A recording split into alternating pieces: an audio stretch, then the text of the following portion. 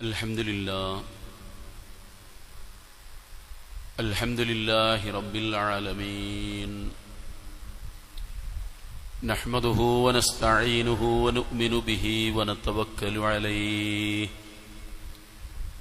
Wa na'udhu billahi min shururi anfusina wa min sayyiati a'malina. Man yahdihillahu fala mudilla lahu wa man yudlilhu fala hadiya lahu. أشهد أن لا إله إلا الله وحده لا شريك له وأشهد أن محمدا عبده ورسوله أرسله بالهدى ودين الحق ليظهره على الدين كله ولو كره المشركون.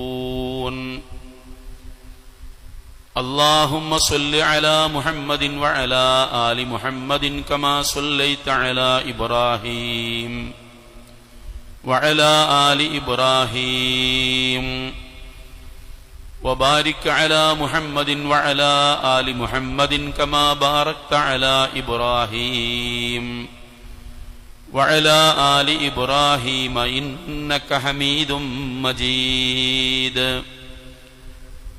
أما بعد فإن خير الحديث كتاب الله وخير الهدي هدي محمد صلى الله عليه وسلم وشر الأمور محدثاتها وكل بدعة ضلالة. أيها الناس اتقوا الله عباد الله أوصيكم وإياي بتقوى الله. اتقوا الله حق تقاته ولا تموتن إلا وأنتم مسلمون. أعوذ بالله من الشيطان الرجيم. بسم الله الرحمن الرحيم. ألف لام ميم أحسب الناس أن يتركوا أن يقولوا آمنا وهم لا يفتنون. ولقد فتنا الذين من قبلهم فليعلمن الله الذين صدقوا وليعلمن الكاذبين. ബഹുമാന്യരായ മുസ്ലിം സഹോദരന്മാരെ, സഹോദരിമാരെ, ജീവിതത്തിന്റെ എല്ലാ മേഖലകളിലും സർവശക്തനായ അല്ലാഹുവിനെ സൂക്ഷിക്കുകയും അവന്റെ വിധിവിലക്കുകൾ പാലിക്കുകയും നല്ല മുസ്ലിങ്ങളായി ജീവിച്ച് മരിക്കുകയും ചെയ്യണം എന്നാദ്യം എന്നോടും നിങ്ങളോടുമായി ഉപദേശിക്കുകയാണ്. വളരെ പ്രധാനപ്പെട്ട ദിവസങ്ങളിലൂടെ ദുൽഖഅദ്, ദുൽഹജ്ജ് മാസങ്ങളിൽ നമ്മുടേതായ ഒരുപാട് ആചാരങ്ങളും അനുഷ്ഠാനങ്ങളുമുള്ള അല്ലാഹു ശ്രേഷ്ഠമായി എണ്ണിപ്പറഞ്ഞ 4 മാസങ്ങളിൽ 2 മാസങ്ങളിലൂടെ ദുൽഖഅദ് കഴിഞ്ഞാൽ ഇനി ദുൽഹജ്ജ് വരുന്നതോടെ ആ 2 മാസങ്ങൾ പൂർത്തിയാകും. നമ്മൾ ഇബ്രാഹിം നബി അലൈഹി ഇസ്ലാമയുമായി ബന്ധപ്പെട്ട കാര്യങ്ങളെല്ലാം കേൾക്കുന്ന സമയമാണിപ്പോ. വളരെ സുപ്രധാനമായ ഒരു സംഗതി അതിനോട് ചേർത്തു പറയാനാണ് ഈ ദിവസം, ഈ സമയം നമ്മൾ ഉപയോഗിക്കുന്നത്. നമ്മൾ ഇബ്രാഹിം നബി അലൈഹി ഇസ്ലാമയുടെ കാര്യം പറയുന്നിടത്ത് അല്ലാഹു തആല പറഞ്ഞൊരു കാര്യം, അംലം യുനബ്ബ ബിമാ ഫീ സുഹ്ഫി മൂസ വ ഇബ്രാഹിം അല്ലദീ വഫാ അല്ലാ തസിറു വാസിറത്തുൻ വിസ്റ ഉഖ്റാ വ അൻ ലൈസ ലിൽ ഇൻസാനി ഇല്ലാ മാ സഅ. മൂസാ നബി അലൈഹി ഇസ്ലാമിയുടെ ഏടിലുള്ളതും ഇബ്രാഹിം നബി അലൈഹി ഇസ്ലാമിന്റെ ഏടിലുള്ളതും, ആ ഇബ്രാഹിം നബി അലൈഹി ഇസ്ലാമിന്റെ പേര് പറഞ്ഞതിന് ശേഷം അല്ലാഹു പറഞ്ഞത് വ ഇബ്രാഹിം അല്ലദീ വഫാ, എല്ലാ കരാറുകളും ജീവിതത്തിലൂടെ പരിപൂർണമായും പൂർത്തിയാക്കിയ ഇബ്രാഹിം നബി അലൈഹി ഇസ്ലാമിയുടെ ഏടിലുള്ളതുമായ ഒരു കാര്യം, അല്ലാ തസിറു വാസിറത്തുൻ വിസ്റ ഉഖറ, ഒരാളും മറ്റൊരാളുടെ പാപത്തിന്റെ ചുമട് വഹിക്കുകയില്ല എന്നും വ അലൈസ ലിൽ ഇൻസാനി ഇല്ലാ മാ സഅ, ഓരോ മനുഷ്യനും അവനവൻ ചെയ്തതു മാത്രമാണ് ഉള്ളത് എന്ന കാര്യം, വ അന്ന സഅയഹു സൗഫ യുറാ, അയാളുടെ പ്രവർത്തനങ്ങൾ അയാൾക്ക് കാണേണ്ടി വരുമെന്നുമുള്ള കാര്യം, അംലം യുനബ്ബ, നിനക്കറിയിക്കപ്പെട്ടിട്ടില്ലേ എന്ന് അല്ലാഹു തആല തിരുമേനിയോട് ചോദിക്കുന്ന ചോദ്യമാണ്. ഇബ്രാഹിം നബി അലൈഹി സ്വലാമിനെ കുറിച്ച് ഇങ്ങനെ ഒരു വാക്ക് പറഞ്ഞത് അല്ലാഹു തആല ഒന്നുകൂടി വിശദമായി പറഞ്ഞത് നിങ്ങളൊക്കെ പല ഒരു കേട്ടതാണ്. വഇദിബ്തലാ ഇബ്രാഹിമ റബ്ബഹു ബികലിമാത്തിൻ ഫഅതമ്മഹുന്ന, ചില കാര്യങ്ങൾ കൊണ്ട് അല്ലാഹു തആല ഇബ്രാഹിം നബി അലൈഹി സ്വലാമിനെ പരീക്ഷിച്ചു. പക്ഷെ ആ പരീക്ഷണങ്ങളിലെല്ലാം ഇബ്രാഹിം നബി അലൈഹി സ്വലാം അവയൊക്കെ പരിപൂർണമാക്കി പൂർത്തിയാക്കി എന്ന് അല്ലാഹു പറയുന്നു. നമ്മളിത് പറയുന്നത് നമ്മൾ ആരും ഒരു യുദ്ധമുഖത്ത് എത്തിപ്പെട്ടിട്ടില്ല, നമ്മൾ ആരും ഒരു യുദ്ധം ചെയ്തിട്ടുമില്ല. ആ യുദ്ധത്തിന്റെ പരിക്കുകളെ കുറിച്ച് നമ്മൾ കാണുകയും കേൾക്കുകയും ചെയ്യുന്നവരാണ്. ഞാനും നിങ്ങളും ഇന്ന് വരെ ഒരു നാട്ടിൽ നിന്ന് വേറെ ഒരു നാട്ടിലേക്ക് ഹിജറ പോയിട്ടില്ല. ആ ഹിജറയുടെ ചിത്രങ്ങൾ കാണുന്ന ആളുകൾ മാത്രമാണ് നമ്മൾ. അതുകൊണ്ടുണ്ടാകാവുന്ന പ്രയാസങ്ങളും ബുദ്ധിമുട്ടുകളും കാണുകയും കേൾക്കുകയും ചെയ്യുക എന്നതല്ലാതെ നമ്മുടെ ജീവിതത്തിൽ ഒരു ദിവസം പോലും ആ ഒരു അനുഭവം നമ്മുടെ ജീവിതത്തിൽ വന്നിട്ടില്ല. നമ്മൾക്ക് ആർക്കെങ്കിലും നമ്മുടെ മകനെ അറുക്കണമെന്ന് പറഞ്ഞ് അറുക്കുന്ന അല്ല, ദീനിനു വേണ്ടിയല്ല, ദുനിയാവിലെ ഒരു കാര്യത്തിന് നമ്മുടെ മുമ്പിൽ വെച്ച് നമ്മുടെ മകനെ ബലിയറുക്കുന്ന ഒരു കാഴ്ച കാണേണ്ടി വന്നാൽ അങ്ങനെ ഒരു കാഴ്ച എപ്രകാരമാണ് നമ്മൾ നേരിടുക എന്നതിനെക്കുറിച്ച് ഇന്ന് വരെ നമ്മൾ ആലോചിച്ചിട്ട് പോലുമില്ല. അങ്ങനെ ഒരു അവസ്ഥ നമ്മുടെ ജീവിതത്തിൽ വന്നിട്ടില്ല. നമ്മൾക്ക് ആർക്കെങ്കിലും നമ്മുടെ മകനെയും നമ്മുടെ മകളെയും നമ്മുടെ ഭാര്യയെയും ഏതെങ്കിലും കാരണവശാൽ കാണാൻ പറ്റുകയില്ല, പോകാൻ സമ്മതിക്കുകയില്ല, ഇനി ഒരിക്കലും അവരെ നിനക്ക് കണ്ടുമുട്ടാൻ സാധിക്കുകയില്ല എന്ന് പറഞ്ഞ ഒരു നിമിഷം, ഒരു സമയം നമ്മുടെ ജീവിതത്തിൽ ഉണ്ടായിട്ടില്ല. ഏതെങ്കിലും നാട്ടിലേക്ക് ഒരു ആവശ്യത്തിനു വേണ്ടി നടന്നു പോകണം എന്ന് പറയാൻ ഈ ചുമതല നീ ഏറ്റെടുക്കണമെന്ന് പറഞ്ഞ് അങ്ങനെ ഒരു ചുമതല ഏറ്റെടുത്ത് അത് ഭംഗിയായി നിർവഹിച്ചു പോരേണ്ട ഒരവസ്ഥ നമ്മൾക്കുണ്ടായിട്ടില്ല. നമ്മൾ പറഞ്ഞത്, നമ്മൾ ഇബ്രാഹിം നബി അലൈഹി സ്വലാമിയുടെ ചരിത്രം ഇങ്ങനെ കേൾക്കുമ്പോ പല ആളുകളും ഇബ്രാഹിം നബി അലൈഹി സ്വലാം ഇസ്മായിൽ നബി അലൈഹി സ്വലാമിനെ അറുക്കാൻ കൊണ്ടുപോകുന്ന സംഗതികളൊക്കെ ഇങ്ങനെ പൊടിപ്പും തുങ്കലും വെച്ച് വളരെ ആർദ്രമായി ദുഃഖം ഘനീഭവിക്കുന്ന രൂപത്തിൽ ഇങ്ങനെ പറയുന്നത് കേൾക്കുമ്പോ നമ്മുടെ മനസ്സിൽ നിന്ന് കണ്ണുനീര് വരും. നമ്മുടെ കണ്ണിൽ നിന്നല്ല, നമ്മുടെ മനസ്സിൽ നിന്ന് കണ്ണുനീര് വരും. അത്രമാത്രം ഭയാനകമായ, എന്നാൽ ഒരു പിതാവിനെ സംബന്ധിച്ചിടത്തോളം ആത്യന്തം അസഹനീയമായ ഒരു കാര്യമായിരുന്നു അത്. പക്ഷെ നമ്മളെ സംബന്ധിച്ചിടത്തോളം അങ്ങനെ ഒന്നും സംഭവിക്കുന്നില്ല, സംഭവിച്ചിട്ടുമില്ല. എന്നിട്ട് നമ്മൾക്ക് അല്ലാഹു തആല പറഞ്ഞത് എന്താണ്? അല്ലാഹു പറഞ്ഞത്, നിങ്ങളിൽ ആരും അഹസിബന്നാസു യുത്രകു യഖൂലു ആമന്നാ വഹും ലാ യുഫ്തനൂൻ, ഏതെങ്കിലും ഒരാള് ജനങ്ങൾ ഇങ്ങനെ വിചാരിക്കുന്നുണ്ടോ ഞങ്ങളൊക്കെ മുഅ്മിനുകളായി, ഞങ്ങളൊക്കെ വിശ്വാസികളായി എന്ന് പറഞ്ഞതിന്റെ പേരിൽ പരീക്ഷിക്കപ്പെടാതെ ഫിത്നയിൽ അകപ്പെട്ടു പോകാതെ അവർക്ക് സ്വർഗത്തിൽ പ്രവേശിക്കാമെന്ന് അവര് വിചാരിക്കുന്നുണ്ടോ? വലഖദ് ഫതന്നല്ലദീന മിൻ ഖബ്ലിഹിം, അവരുടെ മുമ്പുള്ള എല്ലാ തലമുറകളെയും എല്ലാ ആളുകളെയും വിശ്വാസികളായി ജീവിക്കാൻ തീരുമാനിച്ച മുഴുവൻ ആളുകളെയും അല്ലാഹു തആല പരീക്ഷിച്ചിട്ടുണ്ട്. ഫലയഅലമന്നല്ലാഹു അല്ലദീന സ്വദഖൂ വലയഅലമന്നൽ കാദിബീൻ, സത്യസന്ധമായി അല്ലാഹുവിനെ വിശ്വസിക്കുകയും അല്ലാഹുവിനെ ഈമാൻ കൊള്ളുകയും ചെയ്തവരാര് എന്ന് പരീക്ഷിക്കുന്നതിന് വേണ്ടിയും സത്യസന്ധമായി അല്ലാഹുവിന് വേണ്ടി ജീവിച്ചവരാര് എന്നറിയുന്നതിന് വേണ്ടിയും കള്ളന്മാരും ചതിയന്മാരും കപടന്മാരും ആരാണ് എന്നറിയുന്നതിന് വേണ്ടി അല്ലാഹു പരീക്ഷിക്കാത്ത ഒരു സമൂഹവും കടന്നുപോയിട്ടുള്ള വിശ്വാസികളിൽ നിന്ന് ആ ഒരു അവസ്ഥ വെച്ചു നോക്കുമ്പോ ഞാനും നിങ്ങളും ഇത് നിങ്ങൾ നോക്കൂ, 5 നേരം അല്ലാഹുമ്മ സ്വല്ലി അലാ മുഹമ്മദിൻ എന്ന് പറയുമ്പോ ഇബ്രാഹിം നബി അലൈഹി സ്വലാമിന്റെ പേര് പറയാതെ നമ്മുടെ ജീവിതത്തിൽ ഒരു ദിവസം പോകുന്നില്ല. അങ്ങനെ ഒരാളെ പറയുമ്പോ എന്തുകൊണ്ട് നൂഹ് നബിയെ പറഞ്ഞില്ല? എന്തുകൊണ്ട് മൂസാ നബി അലൈഹി സ്വലാമിനെ പറഞ്ഞില്ല? എന്തുകൊണ്ട് ഈസാ നബി അലൈഹി സ്വലാമിനെ പറഞ്ഞില്ല? അവരൊക്കെ നബിമാരാണല്ലോ. പക്ഷെ ഇബ്രാഹിം നബി അലൈഹി സ്വലാമിനെ ഇങ്ങനെ പറയുകയും ജനങ്ങൾക്ക് ഇമാമാക്കി എന്ന് അല്ലാഹു പറയുകയും എല്ലാ കരാറുകളും പൂർത്തിയാക്കി എന്ന് പറയുകയും ചെയ്യുമ്പോ അല്ലാഹു തആല പറഞ്ഞത് ആ ഇബ്രാഹിമിനെ നിങ്ങൾക്ക് ഇമാമായി നിശ്ചയിച്ചു എന്ന് പറയുമ്പോ അതിലുള്ള ആശയം എന്താണ്? ഈ പറഞ്ഞ ഒരു സ്ഥലത്തും നമ്മളില്ല. വീണ്ടും ആവർത്തിക്കുകയാണ്, യുദ്ധമുഖത്തില്ല, നമ്മൾക്ക് മകനെ അറുക്കേണ്ടതില്ല, നമ്മൾക്ക് നാട് വിട്ടു പോകേണ്ടി വന്നിട്ടില്ല. ഇതൊക്കെ അനുഭവിച്ച ആളാണ് ഇബ്രാഹിം നബി അലൈഹി സ്വലാം.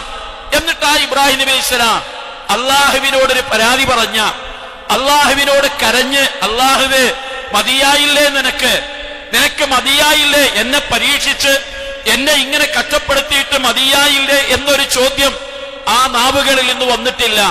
നേരെ മറിച്ച് അള്ളാഹു അദ്ദേഹത്തെ പറ്റി പറഞ്ഞു, ആ ഇബ്രാഹിം നബി അലൈഹി സ്വലാമിന്റെ മാർഗം നീ പിൻപറ്റണമെന്ന് റസൂലുള്ളാഹിയോട് പറഞ്ഞു. എന്നിട്ട് നമ്മളോട് പറഞ്ഞത് എന്താ? ആ ഇബ്രാഹിമിനെ പിൻപറ്റണം എന്ന് നമ്മളോട് പറഞ്ഞു. ആ ഇബ്രാഹിമിനും കുടുംബത്തിനും പ്രാർത്ഥിക്കണമെന്ന് നമ്മളോട് നിർബന്ധമാക്കി. എന്നിട്ട് ഇനി നമ്മളെക്കുറിച്ചൊന്ന് ആലോചിച്ചു നോക്കുക. നമ്മുടെ ജീവിതത്തിൽ ഒരു പരീക്ഷണം വരുമ്പോ നമ്മുടെ സമീപനം എന്തായിരിക്കും?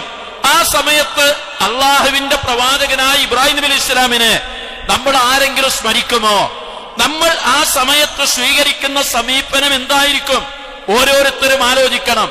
റസൂലുള്ളാഹി സ്വല്ലല്ലാഹു അലൈഹി വസല്ലമയുടെ ജീവിതത്തിൽ നമ്മൾക്കറിയാം, അവിടുത്തെ സഹാബത്തിന്റെ ജീവിതത്തിലും നമ്മൾക്കറിയാം എന്തെല്ലാം പരീക്ഷണങ്ങൾ ഉണ്ടായി. ഒരു സംഗതി നോക്കുക, നബി സല്ലല്ലാഹു അലൈഹി വസല്ലമയുടെ എളാപ്പയാണ് അബ്ബാസ് റളിയല്ലാഹു അൻഹു. അബ്ബാസ് ഇബ്നു അബ്ദുൽ മുത്തലിബിന്റെ മകൻ അബ്ബാസ്, അലി റളിയല്ലാഹു അൻഹുവിന്റെ സഹോദരൻ. അയാൾക്ക് കാര്യമായ ഇടപാട്, അയാൾക്ക് കാര്യമായ കച്ചവടം, പലിശ കച്ചവടമായിരുന്നു.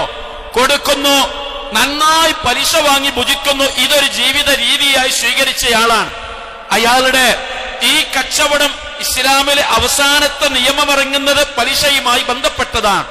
എന്നിട്ട് അള്ളാഹുവിന്റെ റസൂലിന് ആയത്തിറങ്ങി, യാ അയ്യുഹല്ലദീന ആമനൂ, സത്യവിശ്വാസികളെ, ഇത്തഖുല്ലാഹ്, നിങ്ങൾ പടച്ചവനെ പേടിക്കണം, അള്ളാഹുവിനെ സൂക്ഷിക്കണം.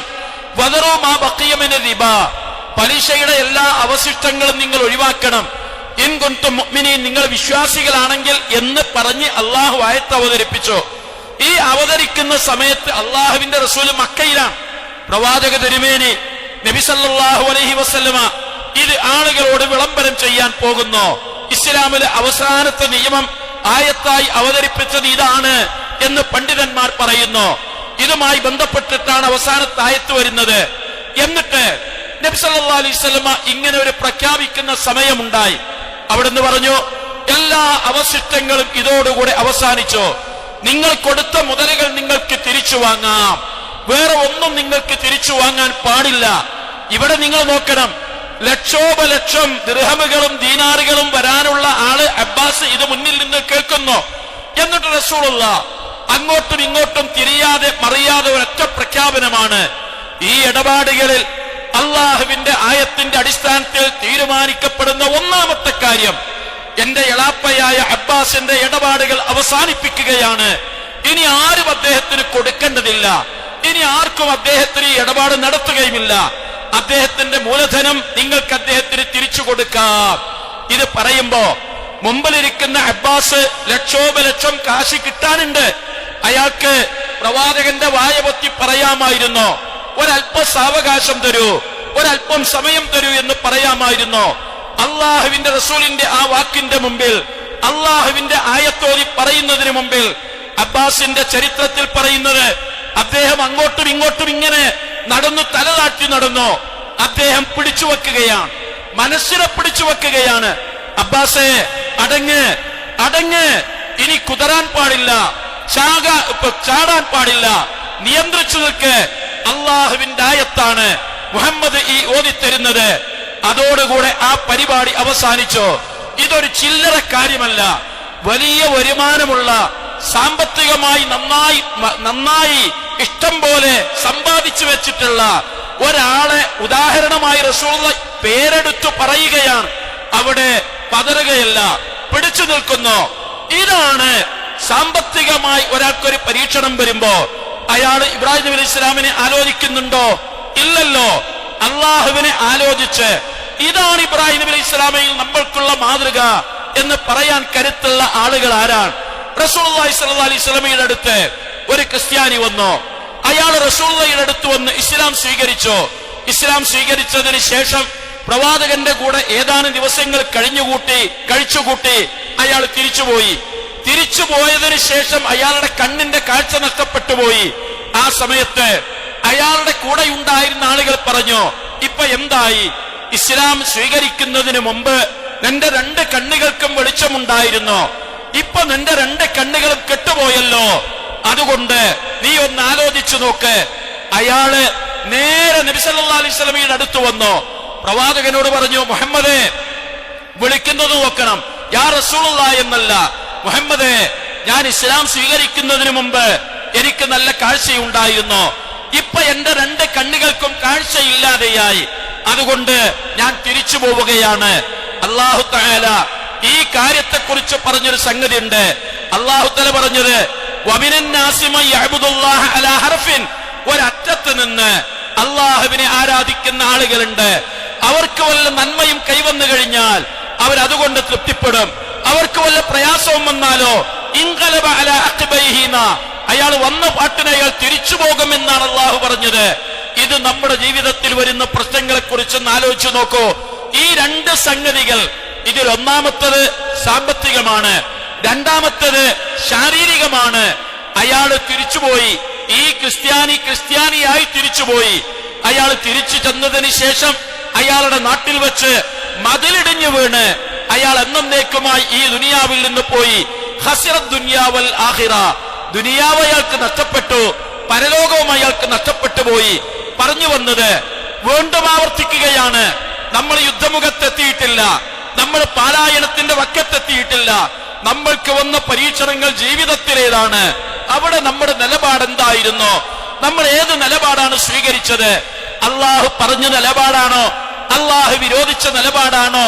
അള്ളാഹു ഇഷ്ടപ്പെട്ട നിലപാടാണോ നമ്മുടെ ജീവിതത്തിൽ നമ്മൾ സ്വീകരിച്ചത്? അവിടെയാണ് അള്ളാഹു തആല നമ്മളോട് പറഞ്ഞത്. നമ്മളൊക്കെ സാധാരണയായി കേൾക്കുന്ന ഒരായത്തുണ്ടല്ലോ, ഖുൽ ഇൻ കാന ആബാഉക്കും വ അബ്നാഉക്കും, സാധാരണ നമ്മൾ കേൾക്കുന്ന ആയത്താണ്.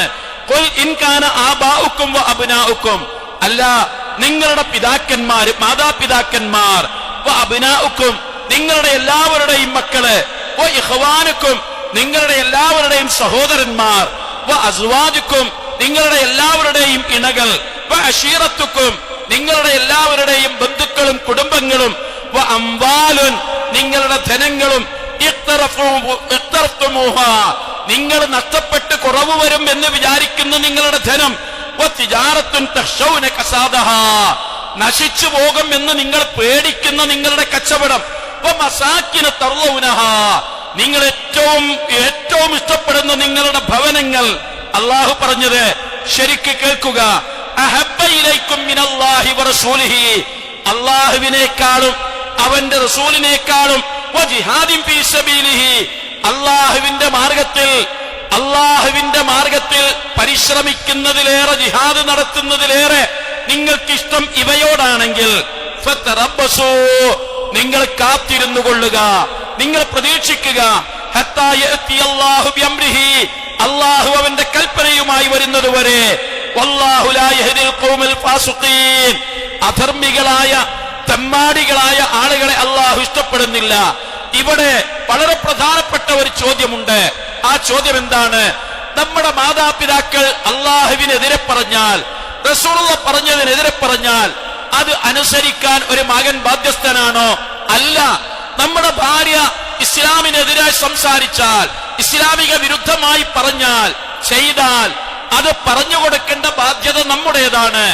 അതനുസരിച്ച് നമ്മൾ മാറിയാലോ? നമ്മൾ എന്തിനാണ് ഇബ്രാഹിം നബിയുടെ പേരിൽ സലാത്ത് ചൊല്ലുന്നത്? നമ്മുടെ വീട് നിർമ്മാണം, നമ്മുടെ വീട്, അതിന് ഉപയോഗിക്കുന്ന ധനം, അതുമായി ബന്ധപ്പെട്ട കാര്യങ്ങൾ അള്ളാഹുവിന്റെ നിയമത്തിനും അള്ളാഹുവിന്റെ വിധിക്കും എതിരാണെങ്കിലോ, അത് അള്ളാഹുവിന്റെ താല്പര്യത്തിനെതിരാണെങ്കിലോ, അപ്പൊ നമ്മുടെ ജീവിതം എന്തായി?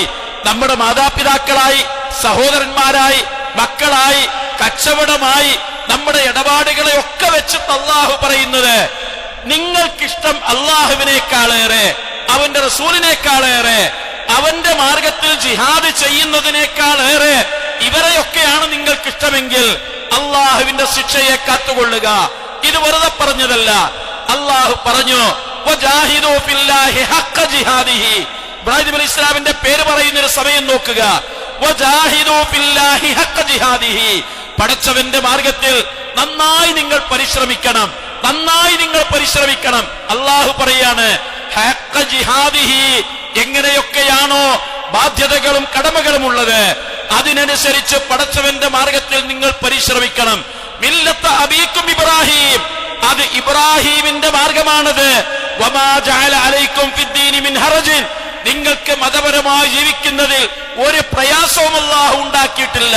മില്ലത്ത അബീക്കും ഇബ്രാഹിം, നിങ്ങളുടെ പിതാവ് ഇബ്രാഹിമിന്റെ മാർഗമാണത്. ആ മാർഗത്തിൽ മകനെ അറുക്കാൻ പറഞ്ഞില്ലേ അല്ലാഹു പറഞ്ഞത്? മതത്തിൽ ഒരു പ്രയാസവും അല്ലാഹു നിങ്ങൾക്ക് വരുത്തി വെച്ചിട്ടില്ല. അല്ലാഹ് മക്കയിലേക്ക് പോകണമെന്ന് പറഞ്ഞത് ഭാര്യയെയും മകനെയും കൂട്ടിയിട്ട് മക്കയിലേക്ക് പോകണമെന്ന് പറയുമ്പോ ആ പോകാൻ പറഞ്ഞത് അല്ലാഹു പറഞ്ഞതല്ലേ? എന്നിട്ട് അല്ലാഹു പറഞ്ഞത് എന്താണ്? ഒരു പ്രയാസവും അല്ലാഹുവിന്റെ ദീനിൽ നിങ്ങൾക്കുണ്ടാക്കിയിട്ടില്ല. ആ മകനെ അറുക്കാൻ പറഞ്ഞത് അല്ലാഹുവല്ലേ? എന്നിട്ട് ഇബ്രാഹിം നബിയുടെ മാർഗമാണെന്ന് പറഞ്ഞിട്ട് നമ്മളോട് പറയുന്നത് അതിലൊരു പ്രയാസവും അല്ലാഹു ഉണ്ടാക്കിയിട്ടില്ല. എന്താ കാരണം? ഇതൊന്നും ഇബ്രാഹിം നബി ഇസ്ലാമിന് പ്രയാസമായി തോന്നിയിട്ടില്ല. അത് അല്ലാഹുവിന്റെ കൽപ്പനയാണ്. ആ മകനോട് സംസാരിക്കുന്ന രംഗം അല്ലാഹു ഖുർആനിൽ പറഞ്ഞിട്ടില്ലേ? അവിടെ പറയുന്നത് എന്താ? അല്ലാഹു എന്നോട് കൽപ്പിച്ചിട്ടുണ്ട്, എന്നോട് പറഞ്ഞിട്ടുണ്ട്, നിന്നെ അറുക്കാൻ, അല്ലാഹുവിന് വേണ്ടി അറുക്കാൻ നിന്റെ അഭിപ്രായം എന്താണ് എന്ന് ചോദിക്കുന്ന ഒരു പിതാവിന്റെ വികാരം ഒന്ന് ആലോചിച്ചു നോക്കണം. അത് ചോദിച്ചു അദ്ദേഹം, അതിന് തയ്യാറായി അദ്ദേഹം. എന്നിട്ടാ അല്ലാഹു പറഞ്ഞത്. ആ സംഭവമൊക്കെ വെച്ചിട്ടാണ് അല്ലാഹു നമ്മളോട് പറഞ്ഞത് മില്ലത്ത അബീക്കും ഇബ്രാഹിം, നിങ്ങളുടെ പിതാവ് ഇബ്രാഹിമിന്റെ മാർഗമാണ് ഇസ്ലാം. ഹുവ സമ്മാക്കുൽ മുസ്ലിമൂൻ, മുസ്ലിം എന്ന് പേര് നൽകിയത് അല്ലാഹുവാണ്. ആ ഇബ്രാഹിമിന്റെ കരാറാണ് വ അന മിനൽ മുസ്ലിമീൻ, അല്ലാഹുവേ നിനക്ക് കീഴ്പ്പെട്ടവനാണ് ഞാൻ എന്ന് 5 നേരവും അല്ലാഹുവിന്റെ മുമ്പിൽ വെച്ച് നമ്മൾ പറയുന്നത്. ഇതൊക്കെ ഇബ്രാഹിം നബി ഇസ്ലാമയുമായി ബന്ധപ്പെട്ടതാണ്. അപ്പൊ നമ്മൾക്കൊരു പ്രശ്നം വരുമ്പോ നമ്മുടെ സമീപനത്തിനനുസരിച്ച് നമ്മൾക്ക് തീരുമാനിക്കാം, ഞാൻ ഇബ്രാഹിമി മില്ലത്തിലാണോ അല്ല ഞാൻ അബൂജഹലിന്റെ മില്ലത്തിലാണോ. അതാണ് നമ്മൾക്ക് നമ്മളെ തന്നെ വേർതിരിക്കാൻ ഏറ്റവും നല്ല അടയാളം. ഒരു സംഗതി കൂടെ പറഞ്ഞ് ഇത് അവസാനിപ്പിക്കുകയാണ്. റസൂലുള്ളാഹി ഇവിടെ മൂസാ നബി അലൈഹി സ്വലാമിനെ പറഞ്ഞില്ലേ വ ഇബ്രാഹിം അല്ലദീ വഫാ എന്ന് പറയുന്നതിന് മുമ്പ് മൂസാ നബി അലൈഹി സ്വലാമിനെ പറ്റി പറഞ്ഞല്ലോ അല്ലാഹു തആല. ആ മൂസാ നബിയുടെ കാലത്ത് മൂസാ നബി അലൈഹി സ്വലാമി വളർന്ന അതേ കൊട്ടാരത്തിൽ വേറെ ഒരാളുണ്ടായിരുന്നു, ബൽഅം. നിങ്ങൾ കേട്ടിട്ടുണ്ടാവും, ബൽഅം എന്ന പണ്ഡിതൻ ഉണ്ടായിരുന്നു. മഹാപണ്ഡിതനാണ് അദ്ദേഹം. സഭയിലെ ഫറോവയുടെ ഏറ്റവും ഇഷ്ടപ്പെട്ട ആളായിരുന്നു അദ്ദേഹം. അങ്ങനെ അയാള് മൂസാ നബി അലൈഹി സ്വലാം അള്ളാഹുവിന്റെ ദൂതനാണ് എന്ന് അയാൾക്കറിയാമായിരുന്നു. മൂസാ നബിയുമായി ബന്ധപ്പെട്ട കാര്യങ്ങൾ മനസ്സിലാക്കിയ അദ്ദേഹം മൂസ അള്ളാഹുവിന്റെ ദൂതനാണ് എന്ന് അദ്ദേഹത്തിന് അറിയാമായിരുന്നു. അങ്ങനെയാണ് സഭ കൂടുന്നത്. കൂടിയിട്ട് മൂസയുടെ ശല്യം വർദ്ധിച്ചപ്പോ ഫറോവ ചോദിക്കുകയാണ് ബൽഅമിനോട്, സഭയിൽ വെച്ച് പണ്ഡിതന്മാരുടെ നേതാവാണ് അയാൾ, ബൽഅമിനോട് ചോദിച്ചത് മൂസ അള്ളാഹുവിന്റെ ദൂതനാണോ? ഞാനല്ലാത്ത ഒരു അള്ളാഹു ഉണ്ടോ? ഇതിനുത്തരം പറയേണ്ടത് ബൽഅമ. അയാൾക്കറിയാം മൂസ അള്ളാഹുവിന്റെ ദൂതനാണ്, അത് പറയണം. സാവകാശം കൊടുത്തു അയാൾക്ക്.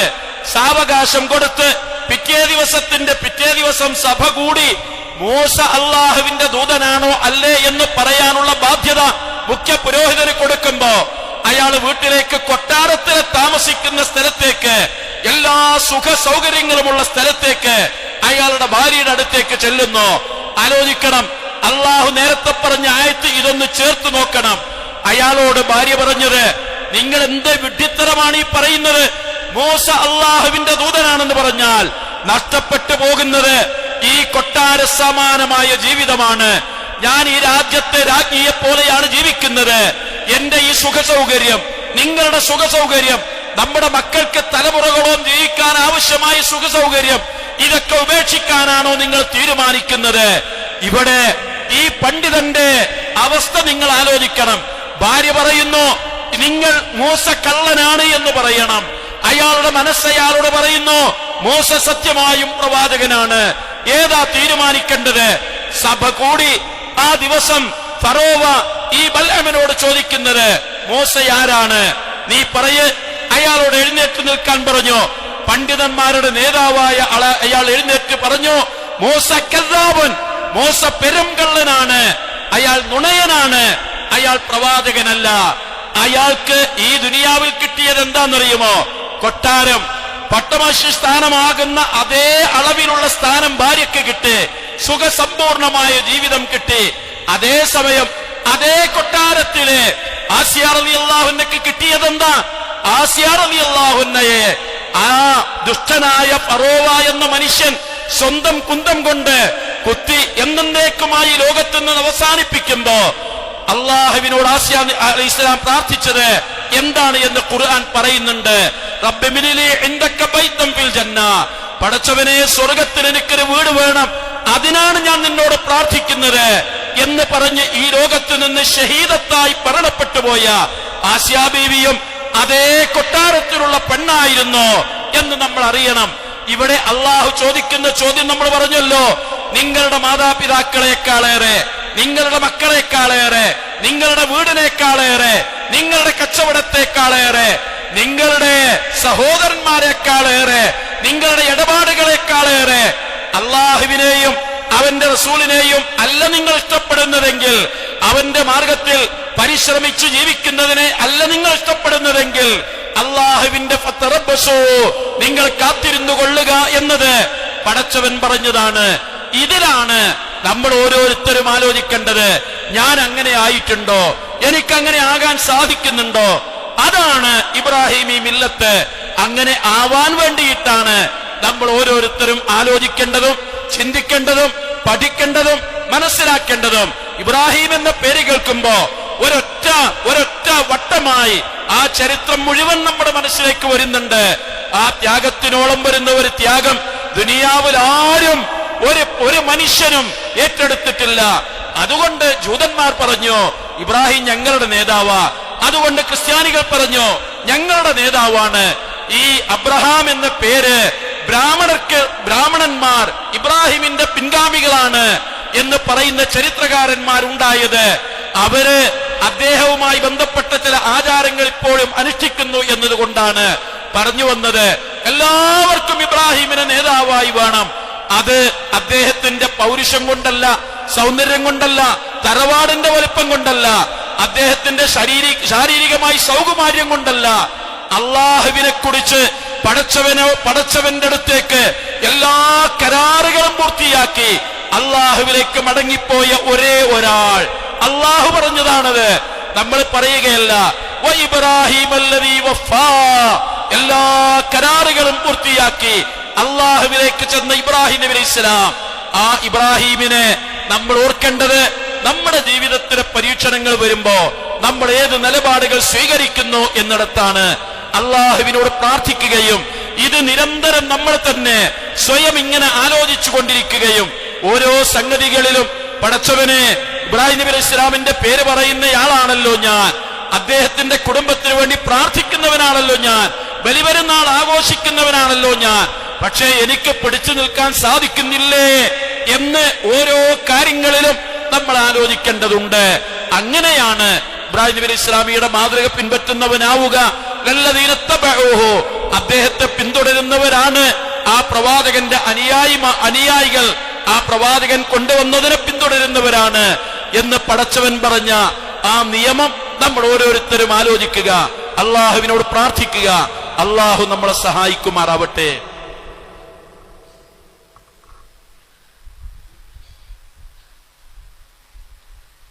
അൽഹംദുലില്ലാഹ് വസ്സലാത്തു വസ്സലാമു അലാ റസൂലില്ലാഹ് വആലിഹി വസ്വഹ്ബിഹി അജ്മഈൻ. ഇത്തഖുല്ലാഹ ഇബാദല്ലാഹ് ഉസീകും വഇയ്യായ ബിത്തഖ്വല്ലാഹ്.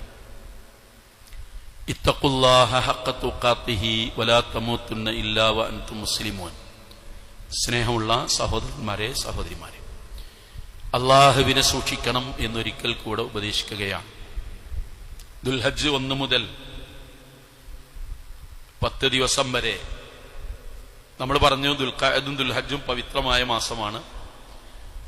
വൽ ഫജ്രി വലയാലിൻ നശ്ർ, പ്രഭാതം തന്നെയാണ് സത്യം. 10 ദിവസങ്ങളും 10 രാത്രികൾ എന്ന് പറഞ്ഞ് 10 ദിവസങ്ങളും തന്നെയാണ് സത്യം എന്ന് പറഞ്ഞ ഈ 10 ദിവസം ഇബ്നു അബ്ബാസ് റളിയല്ലാഹു അൻഹു പറഞ്ഞിട്ടുള്ളത് ദുൽഹജ്ജ് മാസത്തെ 1 മുതൽ 10 ദിവസങ്ങളാണ് ഈ പറഞ്ഞത് എന്നാണ്.